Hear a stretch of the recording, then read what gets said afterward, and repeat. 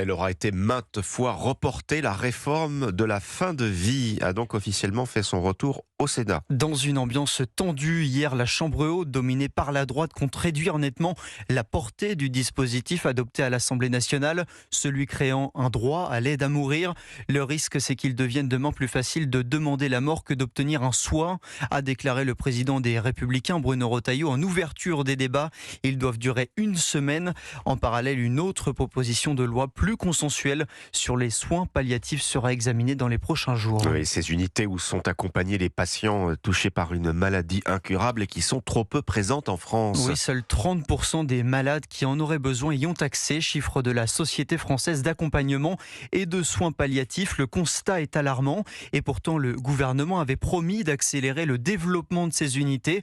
On en est loin, Yasmina Katou. Oui, seul un patient sur 3 bénéficie de soins palliatifs lorsqu'il en a besoin. Ce sont les chiffres de la Cour des comptes. Des unités de soins palliatifs, il n'y en a pas partout sur le territoire. 20 départements en sont totalement dépourvus.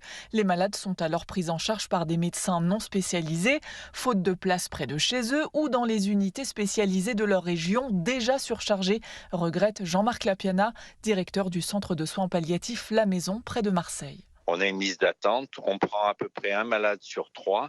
On est démunis, oui, parce que il faut choisir. Nous, on a reçu des gens qui venaient en voulant se jeter par la fenêtre tellement ils souffraient. Enfin, je pense à une patiente qui a fait des allers-retours, mais c'était il y a 1 an et demi. Si la loi autorisait une aide à mourir, est-ce que vous pensez que cette personne serait décédée aujourd'hui ? Oui.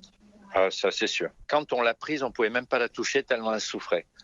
Et franchement, on aurait été à sa place, on aurait eu envie de sauter par la fenêtre, nous aussi. Le docteur Jean-Marc Lapiana en est persuadé. Si les soins palliatifs étaient accessibles à tous, les demandes de mourir seraient moins nombreuses. Et Yasmina Katou.